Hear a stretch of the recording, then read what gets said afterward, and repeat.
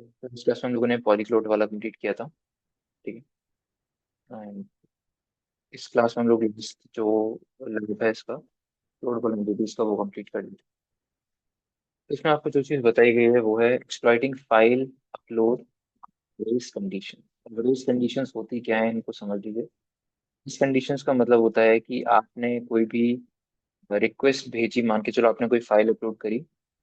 Race conditions पहले समझ लो। जब हम टाइम से रिलेटेड या टाइम के अगेंस्ट हम लोग अटैक परफॉर्म कर रहे होते हैं तो उसको बोलते हैं रेस कंडीशन। मतलब आपके पास बहुत कम टाइम होता है आपको एक्सप्लॉइट करने का। जहाँ बहुत ही कम टाइम होता है उन उन कंडीशंस को रेस कंडीशंस बोला जाता है। ठीक है, तो यहाँ पर टाइम किस चीज से रिलेटेड आपके पास कम है। ये इस एग्जांपल में उस तरीके की सिचुएशन की बात की गई है जहाँ पर आपने कोई फाइल अपलोड करी। कि फाइल अपलोड तो हो गई, आपकी फाइल को सर्वर एनालाइज कर रहा होता है कुछ सेकंड्स के लिए, कुछ मिली सेकंड्स के लिए। एनालाइज करने का मतलब कि वो एंटीवायरस सॉफ्टवेयर के थ्रू उसको एनालाइज कर रहा होगा, कोई और सॉफ्टवेयर या टेक्निक जिसके थ्रू आपके फाइल के कंटेंट्स को एनालाइज कर रहा होगा कि वो कोई मालवेयर तो नहीं है। आपने कोई मालवेयर अपलोड किया होगा तो वो मिली सेकंड्स के अंदर ही उसको डिटेक्ट करके आपकी फाइल को डिलीट कर देगा। मतलब क्या हुआ कि जो हमारी फाइल थी, हमने जो भेजी थी वो फाइल कहीं ना कहीं सर्वर पर गई। बट वो कुछ मिली सेकंड्स के लिए सर्वर पर रही, जब तक वो एंटीवायरस उस पर एनालिसिस परफॉर्म कर रहा था तब तक। जब तक एनालिसिस परफॉर्म कर रहा था तब तक आपकी फाइल थी यहाँ पर, और जैसे उसने एनालिसिस परफॉर्म किया वो डिलीट कर देगा आपकी फाइल को, और ये फाइल यहाँ से डिलीट। को मैसेज यही दिखाया जाएगा कि आपकी फाइल मेलिशियस थी, इसलिए मतलब मेलिशियस नहीं, या फिर ऐसे दिखा दिया जाएगा कि आपकी फाइल अपलोड नहीं हो पाई सर्वर पे। रीजन था वो नहीं पता, बट आपकी फाइल अपलोड नहीं हो पाई। लेकिन यहाँ पर यही हो रहा होगा कि आपकी फाइल यहाँ पे गई होगी, जाने के बाद उसको एक डायरेक्टली उसको एक उस फोल्डर में नहीं डाला होगा। जैसे मान के चलो अभी हमारी फाइल्स एवतार वाले फोल्डर के अंदर चल रही थी, तो उस फोल्डर के अंदर नहीं गई होगी हमारी फाइल। हमारी फाइल किसी सेपरेट लोकेशन पर रखी गई होगी, किसी सैंड बॉक्स इन्वायरमेंट के अंदर रखी गई होगी, जहाँ पर आपकी फाइल के ऊपर कुछ एनालिसिस परफॉर्म किया जा रहा हो। तो जैसे आपकी फाइल के ऊपर एनालिसिस परफॉर्म हो जाएगा, अगर आपकी फाइल सही हुई उसको ओरिजिनल फोल्डर में डाल दिया जाएगा, नहीं हुई तो उसको फिर बाहरी। इस तरीके की सिचुएशन को एक्सप्लॉइट करने के लिए रेस कंडीशंस का यूज कर सकते हैं। तो यहाँ पे समझिए कि आपके पास कुछ मिली सेकेंड्स हैं, क्योंकि आपकी फाइल वहां पर गई है। तो मतलब आपके पास कुछ मिली सेकेंड्स का टाइम है, 10 मिली सेकेंड, 50 मिली सेकेंड, 100 मिली सेकेंड का आपके पास टाइम है, जिसमें आप अपनी फाइल को अभी भी एग्जीक्यूट करा सकते हैं। और आपने फाइल एग्जीक्यूट करा दी तो उसका आउटपुट भी आपके पास आ जाना चाहिए या आएगा ही। ठीक है। तो इस तरीके की कंडीशंस को एक्सप्लॉइट करने के लिए आपको रेस कंडीशंस का यूज करना पड़ता है। ये कंडीशंस पहली बार रेस कंडीशंस कहलाती है, जहाँ पे आपके पास मिली सेकेंड्स या बहुत कम सेकेंड्स का टाइम है अपने अटैक को परफॉर्म करने के लिए। अपलोड हुई है क्योंकि फाइल पर एनालिसिस चल रहा है, इसीलिए आपकी फाइल को डिलीट कर दिया जाएगा क्योंकि वो मिलिशियस होगी। लेकिन जब तक भी आपकी फाइल यहाँ पर है तब तक आप उसको एग्जीक्यूट करके जो भी कंटेंट चाहते हैं वो आपके पास आ सकते हैं। कंडीशन हम लोग कैसे एक्सप्लोइट करते हैं, अब इसके इसके लिए एक बार ये जो लैब दिया गया है इसके थ्रू समझने का ट्राई करते हैं इसको, कैसे इसका एडवांटेज लिया जा सकता है। Second लीजिए web shell upload via race condition.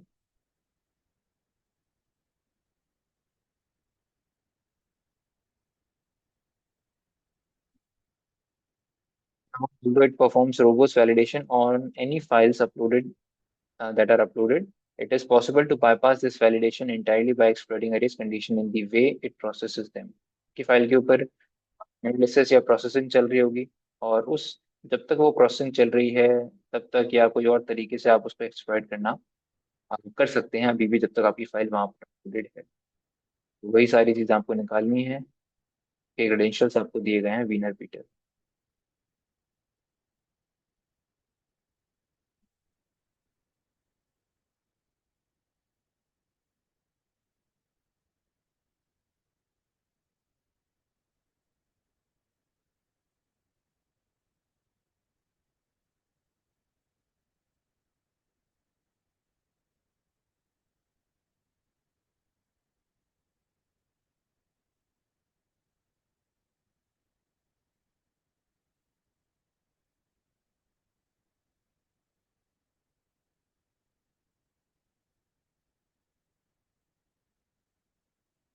हमारी जो फाइल है हमारे पास, वो अपलोड करने का ट्राई करते हैं, सेम फाइल a.php। जैसे आप अपलोड करोगे तो एक एरर मिल रहा है, sorry sorry, only JPG and PNG files are allowed, sorry there was an error uploading. यहाँ पर आपको बताया गया है कि आपकी फाइल्स अपलोड नहीं की गई हैं, क्योंकि वो जेपीजी और पीएनजी फाइल्स। वहीं पर आप ये चीज चेक करोगे कि ठीक है, हो सकता है कि हमारी फाइल की मतलब एरर वो कुछ भी दिखा रहा हो, बट हो सकता है कि वहां पर वो आपकी फाइल पर एनालिसिस कर रहा है। यहाँ पर आप वो सारी चीजें ट्राई करोगे जो उससे पहले करी थी हम लोगों ने, टेंशन वाली चीजें, चेंज करने वाली चीजें, जो सिग्नेचर चेंज कर देगा आपकी फाइल का, वो सारी चीजें आप ट्राई करके देखोगे।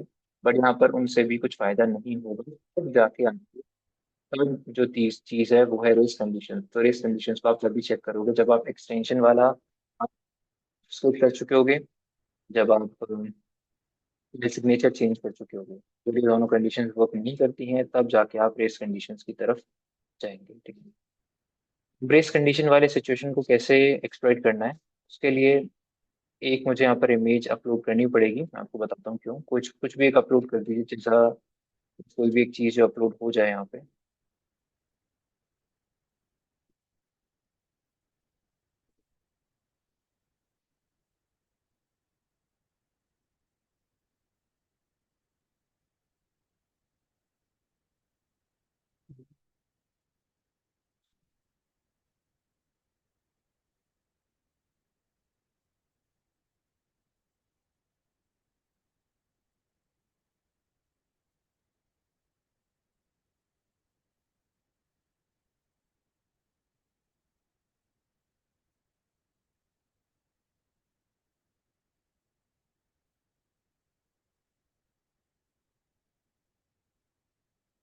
वो चीज़ें हमें ज़रूरत इसलिए थी क्योंकि मैं एक बार इस इमेज को ओपन करके देख लेता हूँ।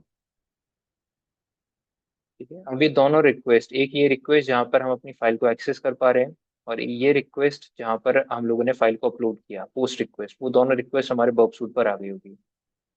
तो पहले तो आप पोस्ट रिक्वेस्ट उठा लो, वाली जिससे आपने फाइल अपलोड कराई है, ये वाली रिक्वेस्ट, इस रिक्वेस्ट को भेज दीजिए। अब रिपीटर पे नहीं, हम लोग इस बार कहाँ भेजेंगे इनको, इनपुट में, बताता हूँ क्यों। और दूसरी रिक्वेस्ट जिसमें आपने अपनी इमेज को रीड कर दिया,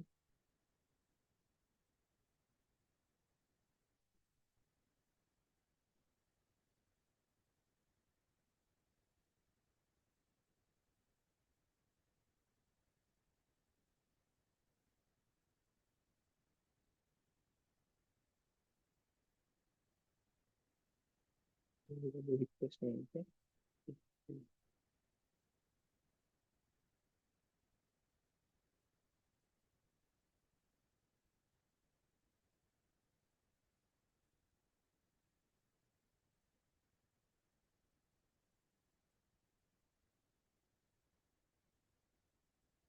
नहीं आ रही तो हम लोग अपने तरीके से देख लेंगे उसको। आप नॉर्मल इस वाली रिक्वेस्ट को पहले रिपीटर ले जाइए, इस रिक्वेस्ट में चेंजेस कर दीजिए, ये एज इट इज यूआरएल यहाँ से उठा के आप डाल दीजिए इसको।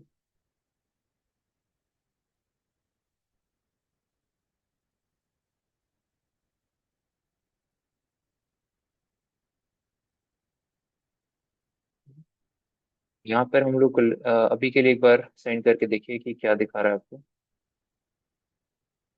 अगर वही इमेज दिख रही होगी तो ठीक है, रिक्वेस्ट।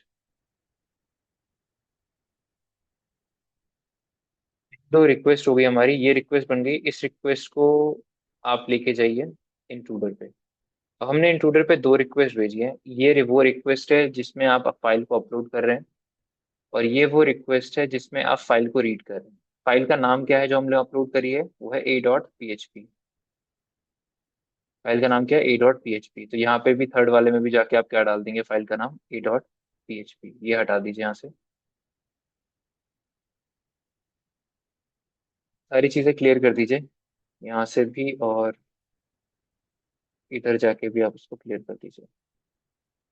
अब हमें बेसिकली करना क्या है, मैं चाहता हूँ कि ये वाली दोनों रिक्वेस्ट रिपीटिवली परफॉर्म होती रहे। मतलब ये जब तक मैं रोकूं ना, तब तक ये दोनों अटैक चलते रहें अपने आप ही। मैं कुछ ऐड नहीं करना चाहता, मैं इंट्रूडर पे इसलिए नहीं लेके आया हूँ इसको कि मुझे कुछ डालना है इन वैल्यूज की जगह।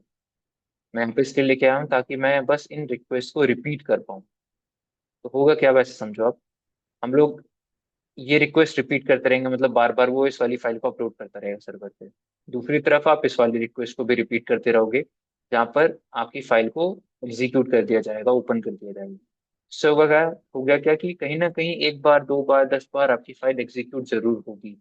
आपने फाइल अपलोड करी, वो फाइल वहां पर थी, ने उतने में एग्जीक्यूट करना शुरू कर दिया, तो कि बार बार आपकी फाइल अपलोड होती जाएगी, बार बार उसको एग्जीक्यूट करते जाओगे, तो कहीं ना कहीं एक बार या दो बार या 10 बार, 15 बार, इससे कुछ चांसेस आएंगे जहां पर आपकी फाइल वो एग्जीक्यूट करके दिखाएगा आपको। ठीक है, क्योंकि मैंने आपको बताया यहाँ पर हम रेस कंडीशन को एक्सप्लॉइट कर रहे हैं, तो कुछ मिली सेकेंड्स तक आपकी फाइल सर्वर पर अपलोड होगी। तो इसीलिए हम दोनों अटैक्स को इनडेफिनेटली चालू कर देंगे, इसको भी और इसको भी, कि ये चलते रहेंगे जब तक हम रोकेंगे नहीं। वे कैसे कर सकते हैं आप?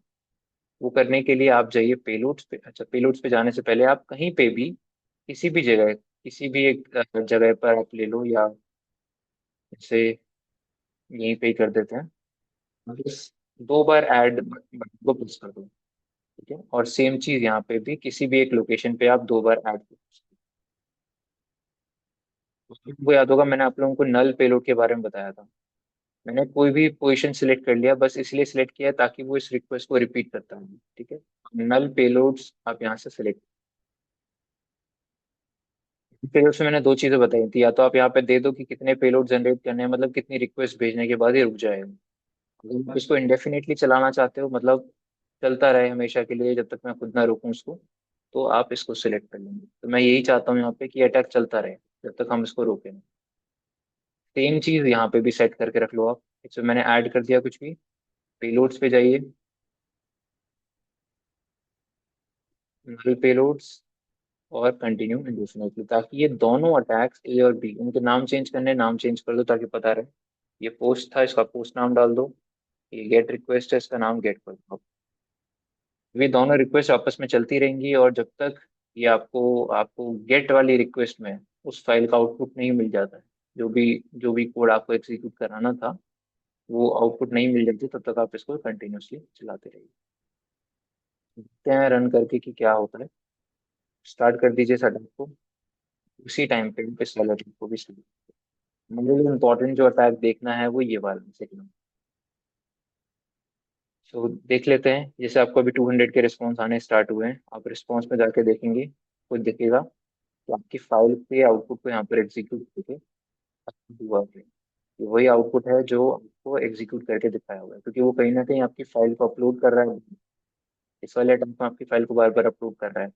जब तक आपकी फाइल अपलोडेड है, तब तक उसको हमने हमने क्या कर दिया, यहाँ पे रीड करने का सेकंड वाली, तो फाइल जितनी भी पीडी की तरह दिख रही है, लेकिन आउटपुट सेम ही मिलेगा।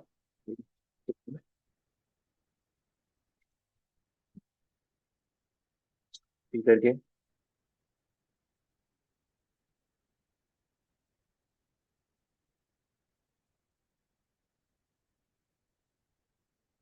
यहाँ पे आपका जो कंटेंट है वो सॉल्व हो गया, क्योंकि आपने एक बार फाइल को अपलोड किया बहुत बार, और फिर आपने बहुत बार उसको रीड करने का।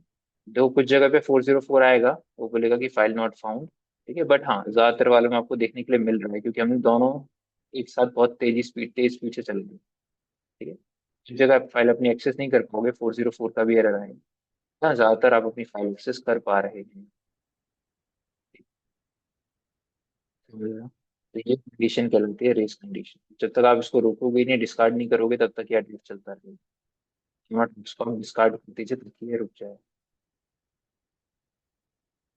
ठीक है, सो रेस कंडीशंस का ऑब्जेक्टिव ही यही है कि यहाँ पर आपको टाइम के अगेंस्ट अटैक परफॉर्म करना होता है। टाइम के अगेंस्ट करने का मतलब है कि आपके पास बहुत लिमिटेड टाइम है अपने पेलोड को एग्जीक्यूट करने का। तो कुछ लिमिटेड टाइम के अंदर पेलोड को एग्जीक्यूट कर लेते हैं, तो हुआ रेस। वो भी शुड प्रोफेशनल के, उसका जो कम्युनिटी एडिशन है वो बहुत धीरे वर्क करता है।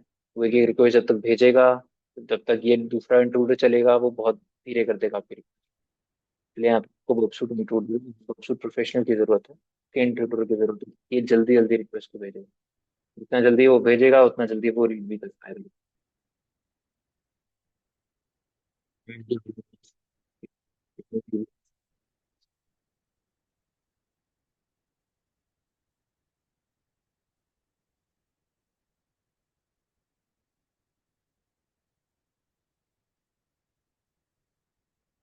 इसको एक बार आप लोग ट्राई कर लीजिए। ये सारी चीज़ें फाइल अपलोड वल्नरेबिलिटी में काम आएंगी आपके। अच्छा, इसके अलावा एक ट्राई का रूम है, पर वो पेड है। तो अगर आप लोगों ने कभी लोगे आप ट्राई का सब्सक्रिप्शन वगैरह, तो उसमें आप लोग ट्राई करके देख लेना। मेरे पास होता मैं भी कराया था, बट अभी करेंटली भी है नहीं मेरे पास पेड सब्सक्रिप्शन। जब मैं लूंगा तो मैं करा दूंगा, अगर ड्यूरेशन के अंदर लूंगा ना मैं। अभी मेरे पास उसका रीडिंग मटेरियल पड़ा हुआ है, लोड वल्नरेबिलिटीज के नाम से है ये वाला। प्रीमियम है, पेड रूम है ये। तो वो अभी ओपन करूंगा तो ये ओपन होगा नहीं। इसका मेरे पास रीडिंग मटेरियल पड़ा हुआ है, तो वो मैं आपको शेयर कर दूंगा। आप उसके अकॉर्डिंग इसको रीड कर लीजिएगा बस। ऑलमोस्ट बहुत सारी चीज़ें कॉमन मिलेंगी, कुछ चीज़ें अलग होंगी भी इसमें, तो वो आपको थोड़ा हेल्प करेगा, ठीक है। तो इस रूम के अंदर जो जो रीडिंग मटेरियल है वो आप लोग पढ़ लीजिएगा। आ, अगर कुछ टाइम के बाद मैंने सब्सक्रिप्शन लूंगा मैं, तो से मैं इतने महीने के अंदर, तो मैं आपको फिर बता दूंगा ये वाला। अभी मैं इसका आपको रीडिंग मटेरियल शेयर कर दूंगा आपके साथ, तो रीड कर लीजिएगा।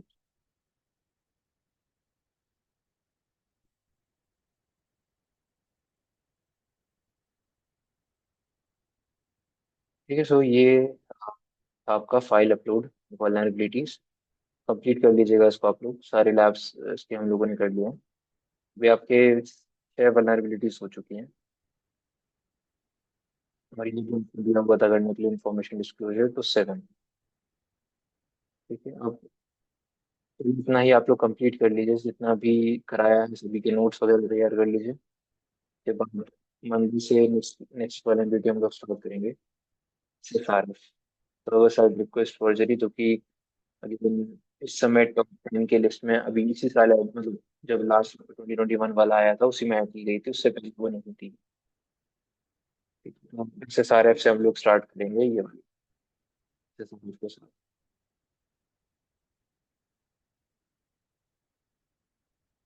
आप लोग ये सारा कंप्लीट कर लो जो मैंने अभी तक बताया था आप लोगों को, इंफॉर्मेशन डिस्क्लोजर और ये जो लैब्स मैंने करी हुई है, एस्पिर इंजेक्शन ऑथेंटिकेशन, ये सारा। तो पूछ सकते हैं आप लोग।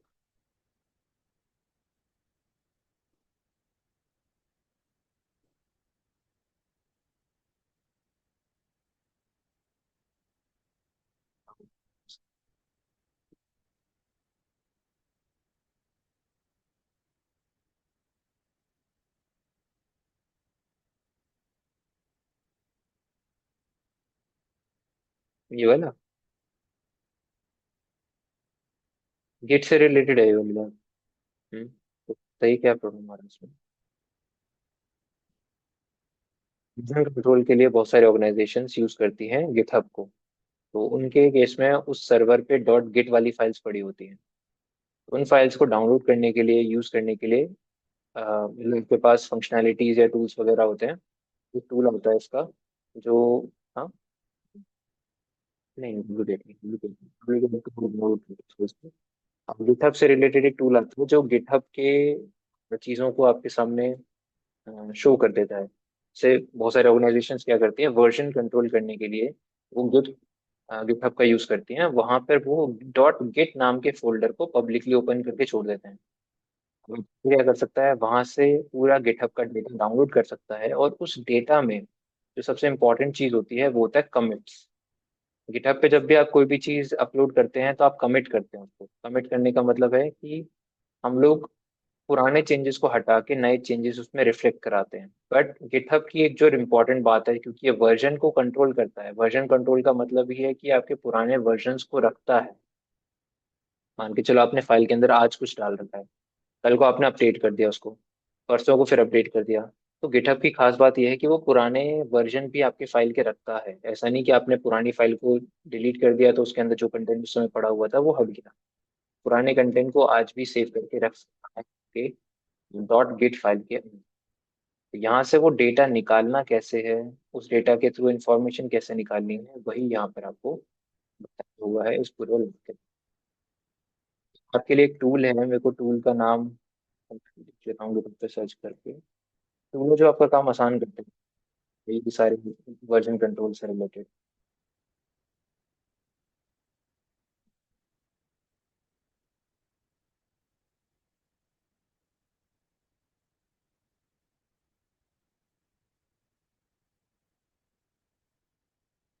समझेगा नहीं, मेरे पास कहीं नाम लिखा हुआ है टूल का।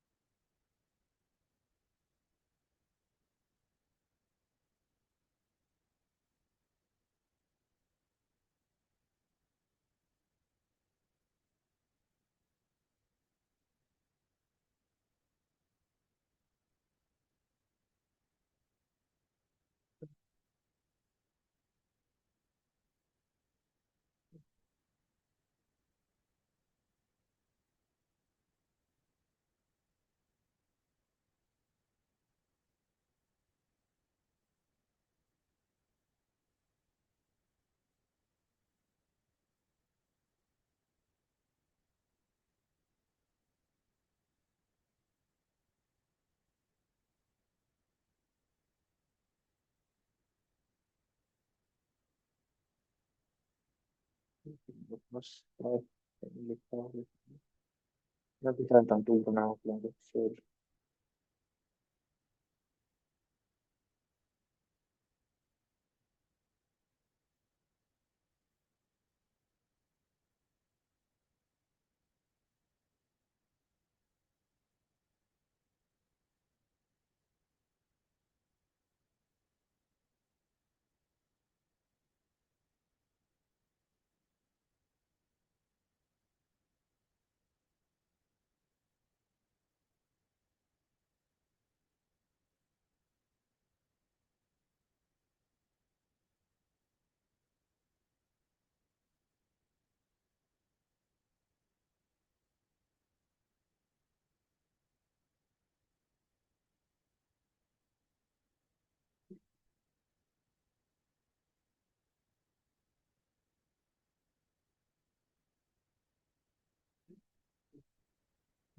ये है इंटरनेट बैशे का टूल है, गिट टूल्स के नाम से।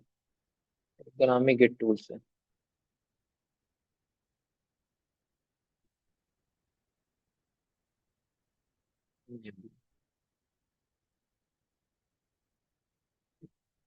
ये वाला आप लोग रिपोजिटरी को क्लोन कर लीजिए, मैं भी कराया था उन लगा आपको।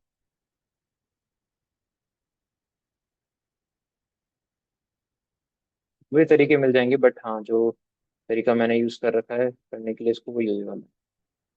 आप उसको लिखिए गिट क्लोन करके, इस पूरे रिपोजिटरी को क्लोन करके रख लीजिए अपने पास। यस करेंगे तो आपके पास गिट टूल्स के नाम से आ जाएगा। एलएस करिए, यहाँ पर आपके पास डंपर है तो पहले डंपर पे आप जाइए, क्योंकि यही आपका सारा डेटा डंप करने में हेल्प करेगा। इसके अंदर एक स्क्रिप्ट है जिसका नाम है गिट डंपर टूल्स। तो आप रन करिए। अब इसको आपको ये लैब ना स्टार्ट करना पड़ेगा पहले। तो start.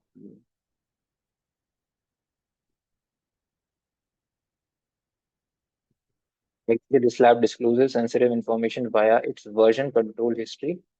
To solve the lab, obtain the password for administrator, user, then login and delete कर लो सीधे। ठीक है, तो यहाँ पर कहीं ना कहीं पुराने टाइम में उस पर्टिकुलर एप्लीकेशन के पुराने वर्जन में कहीं ना कहीं हो सकता है एडमिनिस्ट्रेटर का पासवर्ड मिल जाए।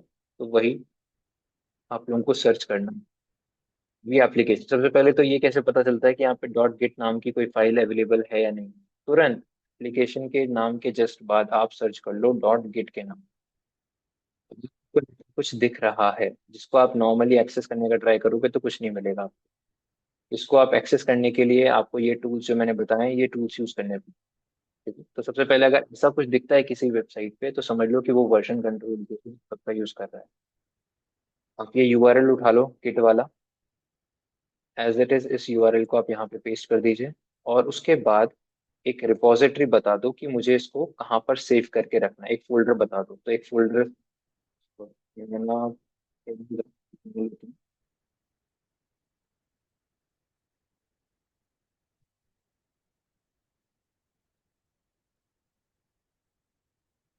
इन्फो के नाम से बना लिया मैंने, और इसी को आप यहाँ पर प्रोवाइड कर दो। तो ये क्या करेगा, जो भी डेटा ये डंप करेगा इस रिपोजिटरी से, मतलब रिपोजिटरी सॉरी, इस डॉट गिट वाली फाइल से, उस एप्लीकेशन की, वो सारी चीजों को कहाँ डंप करके छोड़ देगा, यहाँ पर। ठीक है, तो एंटर करिए इसको। इसमें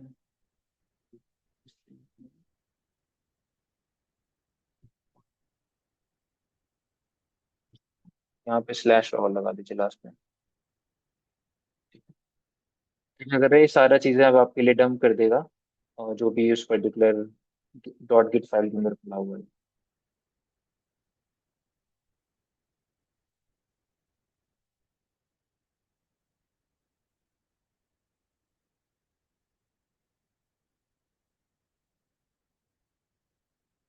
फिर फोल्डर के अंदर चले जाओ अब आप, एलएस करोगे, डॉट गिट नाम की फाइल मिलेगी आपको, इसके अंदर जाइए। यहाँ पर ये सारी चीजें पड़ी हुई है, तो हमें लॉग्स देखने हैं। पुराना डेटा जो कमिट वाला होता है वो कहाँ पे मिलेगा आपको, लॉग्स के अंदर। लॉग्स के अंदर जाइए, एलएस एक लो। यहाँ पर अब जो भी चीजें पड़ी हुई है इनसे हमें कंटेंट इतना निकलना। और कोई फाइल है, कॉन्फ़िग है पर, गेट कमांड को यूज करिए। और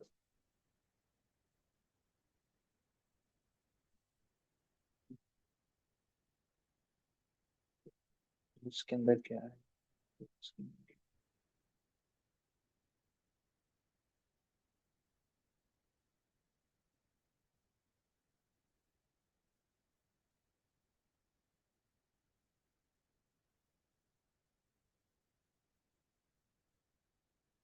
उसी डायरेक्टरी में जहाँ पर आपके पास गेट वाला कंटेंट था, आप कमांड यूज करिए गेट लॉग।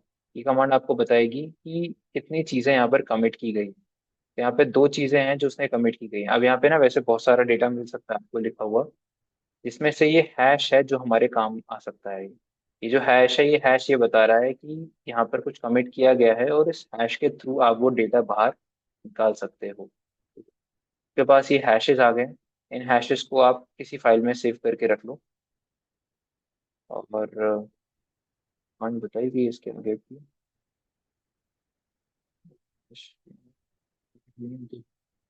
से यूज करना है।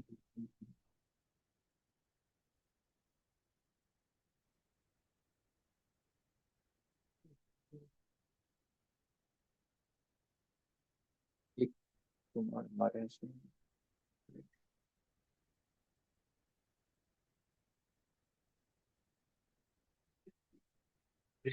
try to restore the contents of the commit करके तो निकाल सकता हूँ कैसे भी चीजें।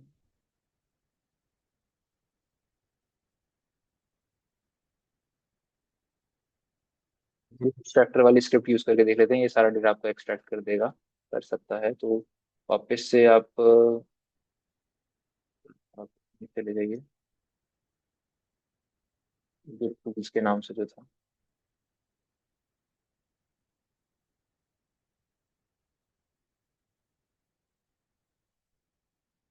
यहाँ तो पहले तो उस डायरेक्टरी का पाथ दे दो जहाँ पर गिट नाम की डॉट गिट वाली फाइल पड़ी हुई है। हमारे केस में वो है इन्फो।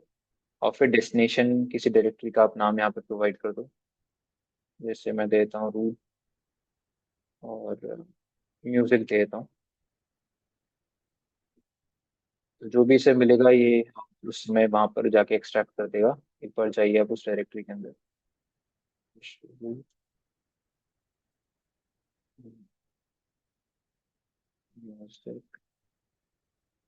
यहाँ पे दो जो भी थे, दो कमेंट जो आपने ऊपर करे थे वही आपको यहाँ पर दिख रहे होंगे।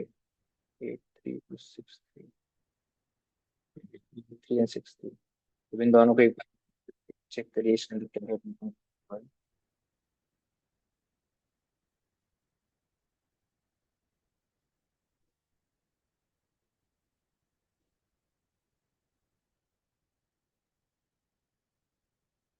प्री पेरेंट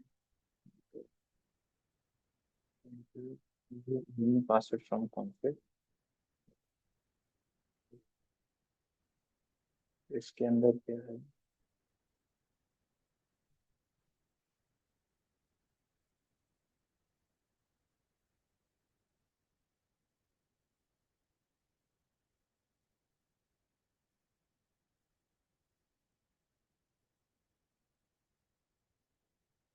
जो फाइल्स हैं उनको भी चेक कर लीजिए, जो भी कंटेंट था वो सारा आपके सामने यहाँ पे आ चुका है। तो पहली वाली फाइल में जाइए, क्योंकि इस वाले में तो मेरे ख्याल से नहीं लग रहा, लेकिन कौन जो भी चीजें हैं वो यहाँ पर इस वाले फाइल्स में आपको मिल सकती है। तो पुराने वाले में वापस चले जाइए, जीरो हाइफन कर दीजिए उसमें।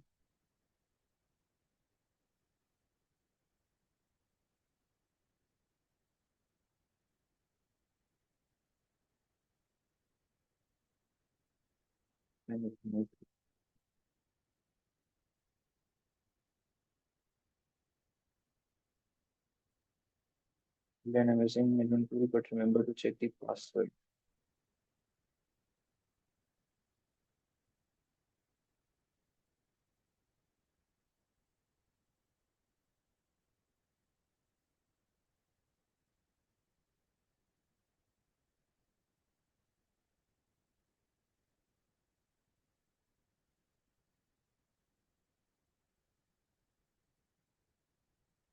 सेम ही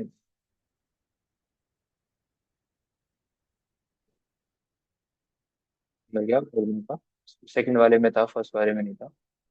तो ये आपका, ये तो चलो बहुत कम कमिट के कंटेंट्स हैं। ऐसे ना बहुत सारे कमिट्स होते हैं वेबसाइट्स पे, जो भी चीजें वो अपडेट करते हैं ना, ऐसे बहुत सारे कमिट्स मिलते हैं उसके। तो ये आपका एडमिन का पासवर्ड है, उसको ट्रैवल करके भेजिए। यूजर ने अभी भी चेंज नहीं करा होगा इस पासवर्ड को तो ये वर्क करेगा, अदरवाइज नहीं करेगा। यहाँ पर तो ऑब्वियसली लैब है, तो बनाया होगा उसको उस तरीके से कि चेंज नहीं करना होगा एडमिनिस्ट्रेटर।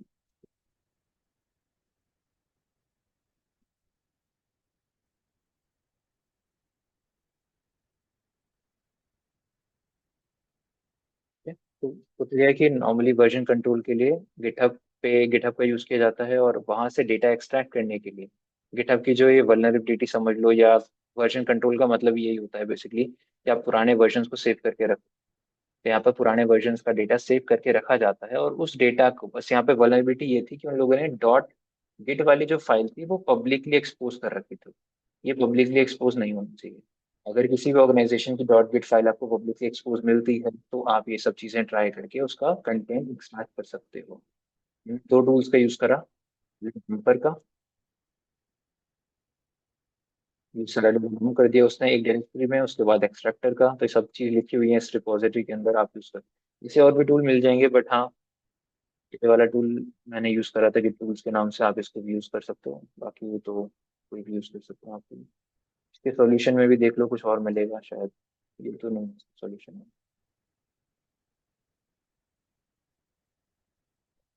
गिट का यूज कर सकते हैं, फिर उसके बाद कोई और टूल बोलेगा यूज करने के लिए, जैसे साइबिन या ट्राइबिन, ऐसे करके कुछ टूल यूज करके ये हम तरीका निकला।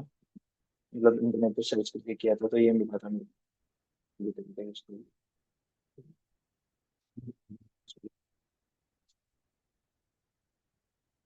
ठीक है। आपको ये चीजें ना रिसर्च करने के बाद मिलती हैं, तो रिसर्च करोगे तो गिटहब पे टूल्स बहुत सारे मिल जाते हैं, ऐसे टूल्स मिल जाएंगे आपको। फॉर्मेशन